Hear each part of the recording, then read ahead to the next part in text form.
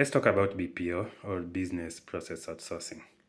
This is simply where companies from offshore countries or foreign countries outsource their services from Africa or from a different region. One of the biggest markets for Europe and Western countries for BPO is India, Africa, and I believe countries like Bangladesh. And in Africa, Egypt, Kenya, Nigeria, and South Africa are one of the leading providers of BPO services. Some of the BPO services that these different companies or different countries offer is simply customer care services, call center, data entry, finance, accounting, IT support, front and back office support to these companies. So let's look at the industry in a nutshell. As of 2025, last year, the industry was estimated to be around $8 billion for Africa, and that is around $270 million for Kenya as a share of the $8 billion. And that tells you that Kenya is one of the biggest industries, the biggest providers of BPO in Africa. In the next 10 years, I believe the industry is estimated to be around $20 billion for Africa, providing different services for countries in Europe and in Western world like the US, Canada, Mexico, and many other countries.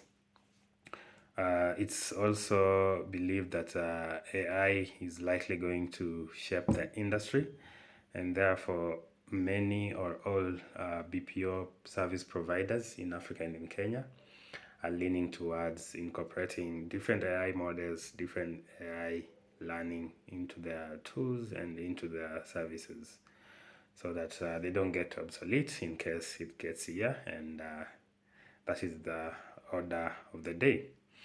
So I'll talk about call centers.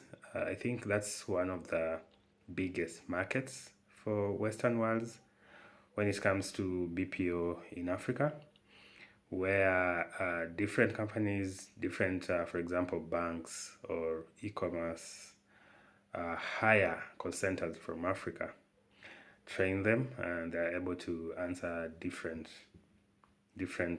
questions to their different clients in different countries or in their main country.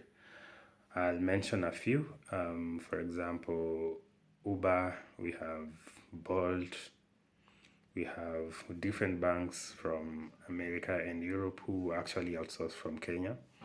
When you have an issue from the UK, you report, you are sorted and helped by someone who is actually in Kenya because they are trained and they understand their work.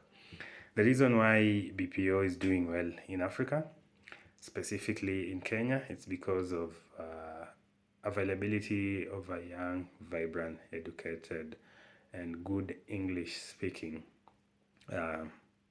young generation or people.